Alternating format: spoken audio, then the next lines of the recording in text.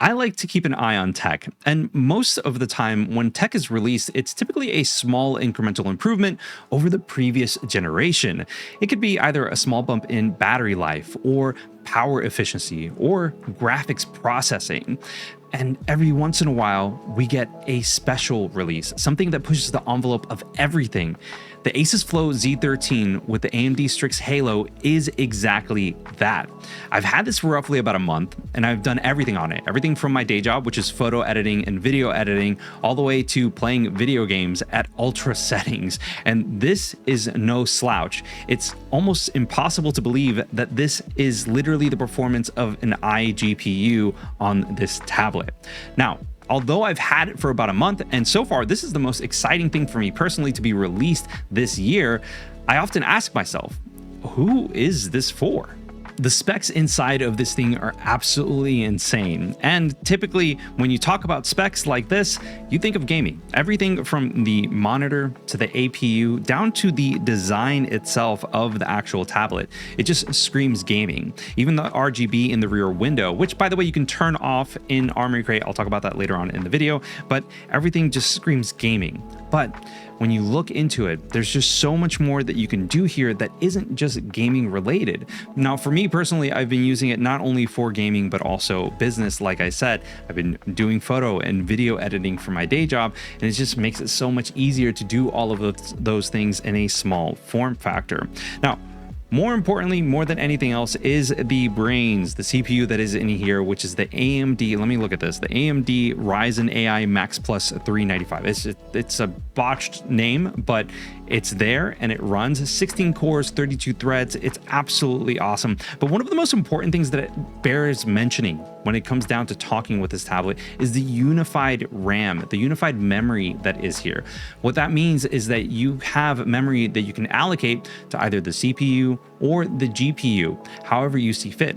And because of that, when you talk about higher tier models like the 128 gigabyte RAM version, that means that you can allocate enough RAM to run large language models, essentially AI for people that don't know what that is, locally on here and do super complex things, which is honestly kind of insane. Now, obviously, the model that I have here is the 32 gigabyte version, so I'm not going to be able to go and test some of the things that are there, but it does bear mentioning that the RAM that is in here is enough to go ahead and adjust however you see fit. There are other things that are worth mentioning, including the 8060S iGPU that's running RDNA 3.5, and also it bears mentioning that there are 40 compute units in that iGPU.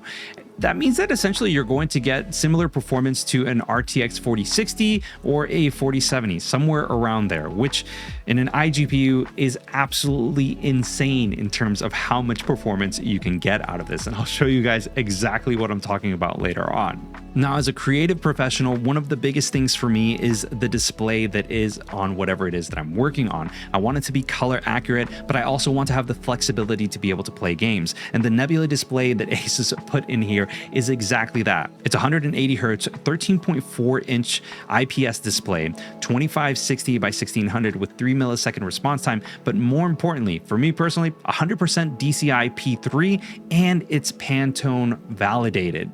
Now, all of this that is here is awesome. The only thing that I feel like is a drawback with the design and all of the specs that are there is the battery life. At 70 watt hours, it definitely leaves a lot to be desired, especially when you're talking about doing high intensity tasks on here. We're talking about editing through Photoshop, Lightroom, or editing video in DaVinci Resolve or Adobe Premiere. It's a lot for this to handle while on battery. Now, technically, you can still get away with things while doing it. It's just not going to be the best experience possible. And I would definitely toggle down the resolution on this tablet in order to actually be able to do that relatively well. Now, the display that is here, I tested out the latency just to see how well the latency would actually be in a real world scenario using a tool called OSLTT, and it did a phenomenal job. The minimum response time to this was 0.3 milliseconds, whereas the maximum was 5.9 milliseconds, and the average was 3.2 milliseconds, which is exactly where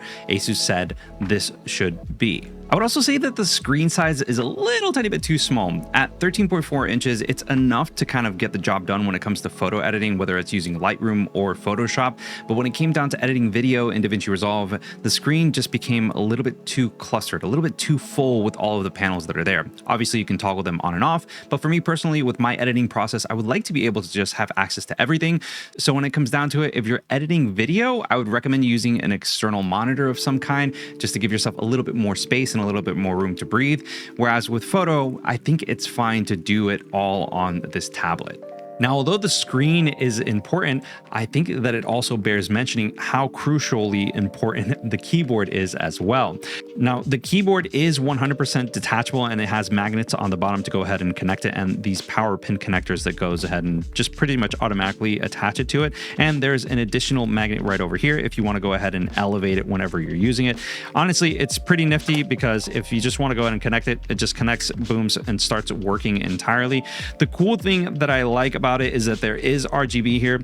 The bad thing about it is that the RGB isn't really that strong. I wish that it was a little tiny bit brighter, but aside from that, the travel distance of the keys is honestly kind of insane. It's up there with those of the ASUS Zephyrus G16 laptops that are there.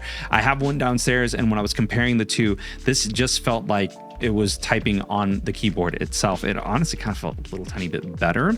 Now, obviously, because of the thickness of the actual keyboard itself, I'm kind of just overall impressed. There is a little bit of give, which is understandable with the design that's there, but the give doesn't impact the keys themselves, and it doesn't cause for accidental inputs whenever you're moving things about. The touchpad feels great. You don't have to worry about, doing anything crazy, and you can go all the way to the edge and you're never going to have to worry about anything. There is multi-touch functionality that is here as well if you wanted to go ahead and use that, but at the end of the day, it really just depends on your use case scenario and how you want to go ahead and use it to begin with. The build quality of the kickstand on this tablet is actually really impressive. Obviously, it is very, very thin, but because of the hinges that are here, the design allows for it to feel sturdy regardless of the angle that you're using this tablet. You're not going to feel worried about it slumping over whenever you're using it because of the weight of the tablet itself. It'll support it regardless. And if you look closely right over here, you have access to the M.2 2230 SSD. So if you want to swap out the 1 terabyte that this comes with for a larger one, then you can do so pretty quickly and pretty easily. Now, the camera that is built in is fine. It's okay. It does the job, and it's going to be enough for you to do any sort of Zoom calls or even use it for face unlock if you wanted to go ahead and use that on here. There is a rear camera that is here, and I kind of question why it even is here because I'm not the type of person to go ahead and hold up my tablet to take photos. But, if that's your thing, then by all means, go ahead and go for it. But it's just something that I just don't see myself using at all. I would use the actual included built-in webcam that is here just because I feel like it would make much more sense to go ahead and use that whenever you're actually traveling and you need something to use just in case. Now, although the CNC aluminum design that is here is nice, it's definitely prone to fingerprints. Like I just got out of the shower before I started recording, and as you can see, if I were to go ahead and start typing on this thing, it would go ahead and just start picking up whatever it is that I'm doing, and it would just pick up any sort of oils or dust or whatever fingerprints. Like I can already kind of like see them here, and I need to go ahead and wipe them clean. So for me personally, that's definitely one of the things that I don't like about it. Now, the design is cool. Don't get me wrong. It's definitely cool in terms of the aesthetics that's there, but it definitely leaves a lot to be desired if I'm going to be wiping this down all the time. But if you are okay with that, then you are going to be 100% fine with the design and aesthetic of this tablet. With Armoury Crate on this thing, it definitely unlocks a lot of potential. And when you pair that up with Screen Xpert, the functionality that's there is pretty awesome. Now, if we look at Armoury Crate just as is, it's pretty straightforward. You have your system settings, and then from there you have different options that are here, as well as, system configuration. You have freeing up memory, like if you wanted to change the actual VRAM that's there for the iGPU, the keyboard, RGB, as well as the rear light window, RGB RGB, and then you also have resource monitoring, which is essentially kind of like a heads-up display for your FPS and so on and so forth. Now, the cool thing that I do like about this is that a lot of this functionality that is here that you need on the fly is available through that Screen Xpert button. So if you go ahead and push that, you're going to have all of this pop up. So let's say you're, just working on stuff and you need to bring up Armoury Crate, you can bring that up as well if you want to adjust additional settings. But if you wanted to change the operating mode, if you wanted more power, less power, whatever it is that you want to go ahead and do, you can go ahead and adjust that as well. One of the cool things that I do like about this is that if you were to remove the keyboard and you needed to bring up the on-screen keyboard for whatever reason, you can do so as well by touching that on-screen keyboard straight from there. So you have a tactile button just in case. And again, I would rather have something like that than having to finagle through the actual Windows OS using touch input. Now, there are other options and other functionalities that are tied to this. For example, you can turn on and off the microphone, you can use on-screen recording, and there's also this task group manager that's here, which I think is absolutely awesome. Now, the cool thing about this is that if you were to go ahead and pick your frame layout, you can go ahead and select that and then select the task group color. And then all you need to do from here is just pick two windows or two apps that you want to go ahead and add. So let's say I wanted to automatically turn on, I don't know, let's say I want the MSI Afterburner to be one, and I want, I don't know, let's say Baldur's Gate 3 to be another one. That way, if I were to save this, anytime that I were to push this, both would go ahead and boot up automatically. It's pretty easy and kind of intuitive. So if you wanted to do any sort of production work, that's really truly where something like this comes into play. If you wanted to open up Adobe Premiere and you wanted to open up, I don't know, After Effects or something like that, just so that you can have that actual functionality built into it. If you wanted to do that, you can, which is honestly awesome. You also have the functionality of changing different settings that are here for the control center itself. So if you wanted to change the layout or the design, whatever options are available, you can do so as well. There's also cursor management if you wanted to change specific things for that as well. About, announcements, and help center if you need help with that too. I personally like having that functionality just readily available in case you needed to change things. Now, if you look at the operating modes, you essentially have turbo, performance, silent, and Windows. There is technically a manual mode as well if you wanted to go ahead and push the performance that's there. Now, technically, you can push your CPU all the way up to 80 watts, and then you also have 92 watts that are available and a peak of 93 watts. So you have that boost that's available if you want a little tiny bit extra headroom if you want to. You can also go ahead and change the fan curve as well. So it's nice to have. Personally, I think it's cool to have that functionality that's there. But one thing that I did notice is that if I were to unplug this, all of a sudden turbo is no longer available and silent and performance are the only two options that are available. Now, depending on what it is that you're doing with this tablet, you could get, anywhere between 7.5 hours using silent mode, or an hour and 40-ish minutes. It really just depends on what it is that you're doing and the tasks that you're doing on here. And I'll talk a little bit more about battery life later on. But when it comes down to it, I do like using everything on turbo. It just makes my life easier. I'm not going to be the type of person that's going to be using this to edit this while at Starbucks, for instance, or anything like that. I would rather just go ahead and have everything plugged in and using it at full power capacity whenever possible. There are other things that are here, like devices that you can go ahead and see. Your Aura Sync, if you wanted to adjust some of the things that are there, like that rear lighting window. One cool thing that I do want to go ahead and mention is that you have scenario profiles. So if you wanted to change different layouts for different scenarios, like if I wanted to have, my operating mode on battery be automatically sent to silent, then you can do so. If you want it to be performance, you can do that. Windows, whatever it is that you want to go ahead and do, you can adjust and change on a scenario basis, which is pretty cool. Now, all of the games that are here, if you go ahead and hit find list, it'll go ahead and look at wherever your games or your directories are normally at traditionally, and it'll scan them, get them set up, and eventually from there, you will see a bunch of little box art that pops up. The cool thing that I like about this is that if you wanted to start a game, all you got to do is just push it, boom, and you're set to go. It's going to go ahead and start running the game just like it normally would using Steam. Now, the cool thing that I do like about this is that technically you can set up different custom power profiles to go ahead and be tied to specific games. So if you have something that requires a low TDP, kind of like Celeste, for instance, you're not going to be using 30, 40, 50, 60 watts just for that to run. You can knock down the TDP and just save battery whenever you toggle on that game. But if you need something that requires all the juice that you can give it, then you want to go ahead and have that readily available. There are other things that you can go ahead and do here, like if you wanted to change the game visuals for the monitor itself. And one thing that I do want to go to mention with this is that there's color calibration that is built into this thing. Now, typically I use my Spider Express just to go ahead and make sure that I get the best color possible with any sort of monitor. But the fact is that you can do this right then and there from the get-go. There's an entire color calibration process if you want to go ahead and use it. Now, because it is Pantone verified, you don't have to worry about it and you're going to be fine, but it's nice to go ahead and have that. There are different settings that are here depending on the types of games or applications that you're going to run. For the most part, I felt like default was fine, but if you wanted to change different things, you can go ahead and do so. It's really up to you. Then you obviously have content platform as well as promotion if you want to define things, feature library, user center, and then you also have your update center that you can use to update any sort of apps that are there however you see fit. I do recommend checking every once in a while for my ASUS because there's updates all the time. There are updates that are there that you aren't going to find in Armoury Crate. That's just the way that it's set up. But most of the time, Armoury Crate does a good job in terms of making sure that all of the updates do come through. But just in case, you want to make sure that you check on it from time to time, just like now. Before we get into benchmarks and some of the games that I'm running on here, I wanted to let you know about some of the problems that I ran into while I was testing things on this tablet.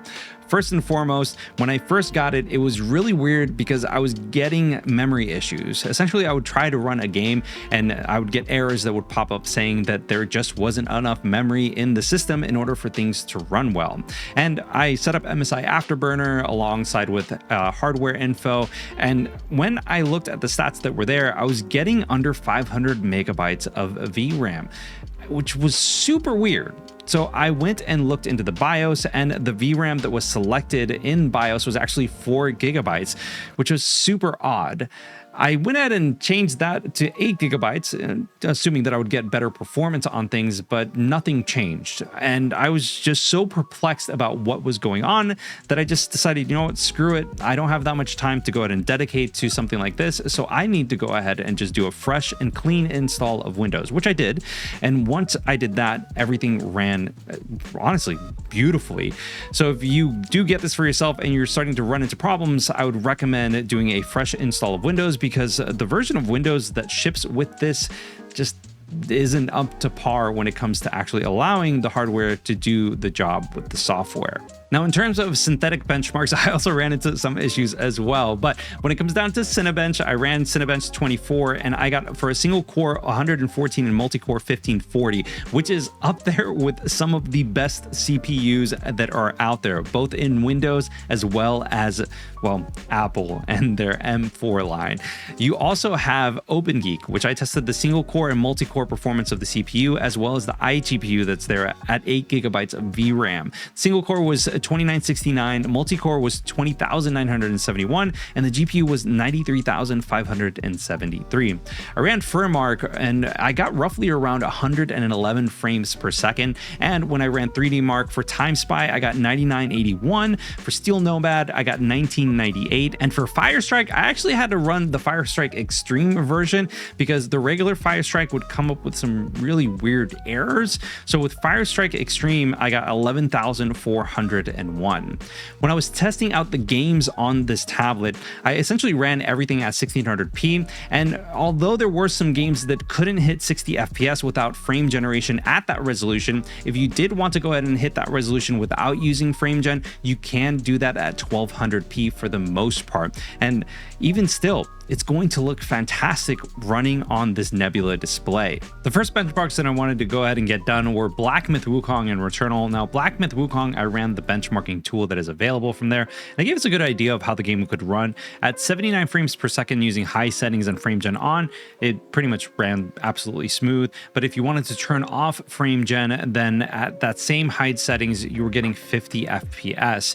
Now, one thing to take into consideration is that you can technically lower down the resolution and increased performance that way as well. So it really much depends on what you want to go ahead and do. And even 1200p. The games that are going to be running on this thing, they look absolutely awesome. Now, when it came down to Returnal, I did run the benchmark on there as well, but using the Turbo preset in Armoury Crate and using Epic preset on the game itself, at 1200p, I was getting 98 frames per second on average. So when it comes down to playing these games, like, you're going to be fine. You don't have to worry about things.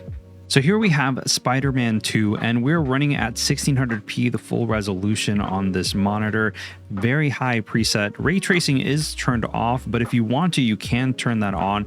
This is without any sort of frame generation. And as you can see here, we're hovering around that 60 FPS mark. Every once in a while, we'll dip down into the 50s, sometimes 40s from time to time, but for the most part, you're able to go ahead and run at a high 50s, low 60s FPS. Now, obviously, if you want to go ahead and allow for more frames to come on screen, you can turn down that preset to just high instead of very high. Also, you can turn on frame generation, which allows for a lot more frames to be seen on screen. At the end of the day, it really depends on how you personally feel about having frame generation in the game itself. But once you have that set up, like, I mean, you're getting over 100 FPS on average, and the latency is pretty much not there at all, especially if you're playing with a controller. Now, for the most part, I'm 100% okay with this, but if you want to go ahead and mess with the different settings, you can do so as well. For example, if you wanted to go ahead and turn on ray tracing, that is an option too. And with frame generation turned on and being as well as it is, yeah, you might get a hit in terms of the frames that are there, but once everything catches up and starts rendering on screen, you're able to go ahead and see that, boom, we're back to the 90s. It's honestly kind of impressive how good this iGPU is. Once again, this is an iGPU. This is not a dedicated graphics processing unit.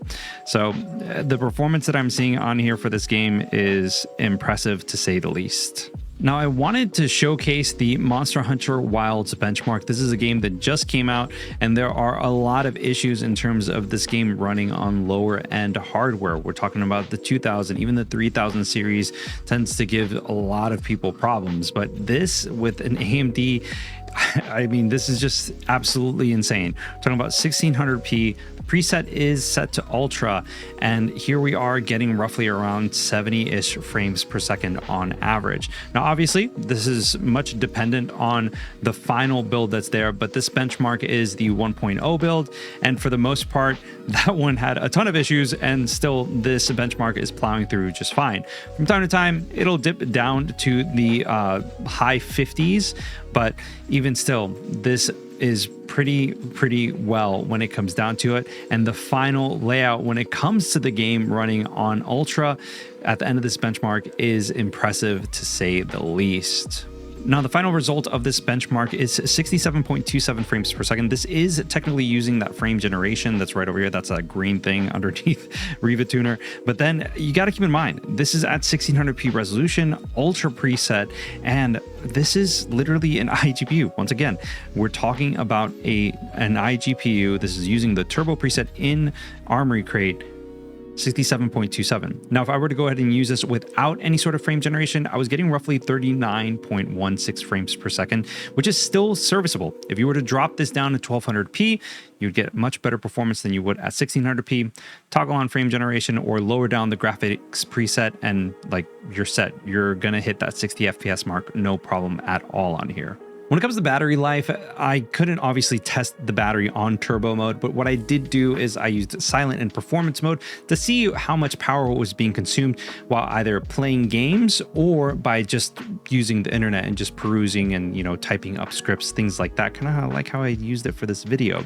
But when you're playing games and you're using it in performance mode, you're going to get roughly around an hour and 5 minutes on average. And on silent mode, you're going to be getting an hour and 43 minutes on average based on my testing. If you were to go ahead and just kind of leave it on idle or just watch a movie or YouTube channel like mine, for instance, on there, On performance, you are going to get roughly around 3 hours and 23 minutes on average. But if you were to put it into silent mode, then you're going to get 7 hours and 10 minutes on average. And again, this is really just dependent on the tasks that you're going to be doing on this tablet while you're using it in those modes.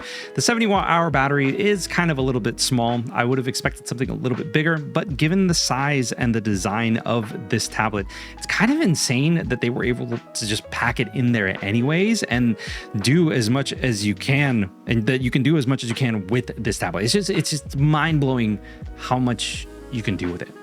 Now, despite everything that is there, I still use this as a workhorse when I was doing stuff for my day job. So I'm going to render this video that you're watching right now on this tablet, and I'll go ahead and I'll put how long it took to render this video at 4K with all the animations, color grading, stabilization, and everything in DaVinci Resolve right up here. So you'll go ahead and you'll be able to see it.